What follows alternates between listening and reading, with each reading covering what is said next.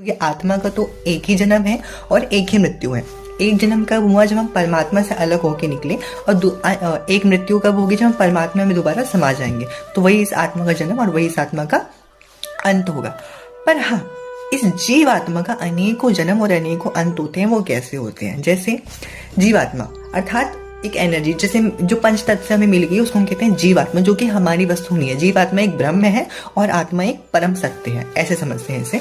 तो देखो, जिस प्रकार डाल्टन एटॉमिक थ्योरी कहती है that atom neither be created nor be destroy, only it can be change in another form. Okay, उसी प्रकार से हम देखते हैं जब हम अंत होगा, फॉर एग्जाम्पल मेरा जब मेरी मृत्यु होगी तो सनातन धर्म के अकॉर्डिंग हमें जला दिया जाएगा। ठीक है, तो हमारी जो पंच तत्व है मेरे अंदर, कार्बन एटम्स वगैरह है, वो एक दूसरे फॉर्म में क्रिएट हो जाएंगे, जिसको हम कहते हैं गैसियस पार्टिकल्स, है ना। वो गैसियस पार्टिकल की फॉर्म में जो है क्रिएट कर दिए जाएंगे जलने के बाद।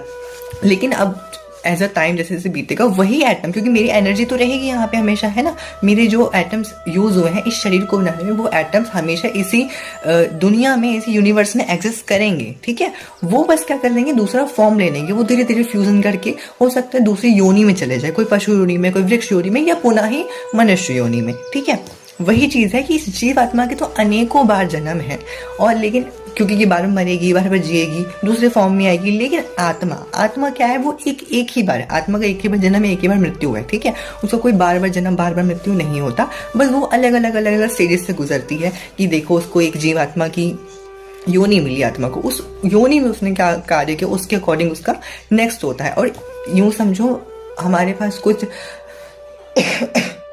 84 लाख योनियां हैं। उस 84 लाख योनियों में से केवल एक योनि ऐसी है जिसमें हम बकायदा ये जो साइकिल है, लाइफ साइकिल, इससे बाहर जा सकते हैं। मतलब ऐसे समझो कि हमको एक टाइम लूप में है। ठीक है, और टाइम लूप में बस कोई एक ऐसा आता है समय, जैसे आपने वो मूवी देखी होगी मार्स वाली, मिशन मंगल। ठीक है, उसमें क्या आता है कि केवल एक दिन ऐसा आता है जब मार्स जो है वो धरती के बहुत करीब होता है ना।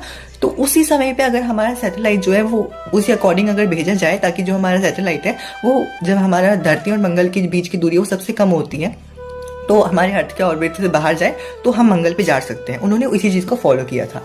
वही चीज है, हम अपने साथ ट्राई कर सकते हैं क्या, कि जो हमारे पास योनियां हैं इतनी सारी, उनमें से केवल मनुष्य योनि ही एक ऐसी योनि है जब हमारे और प्रभु के बीच का डिस्टेंस जो है वो बहुत बहुत बहुत कम होता है।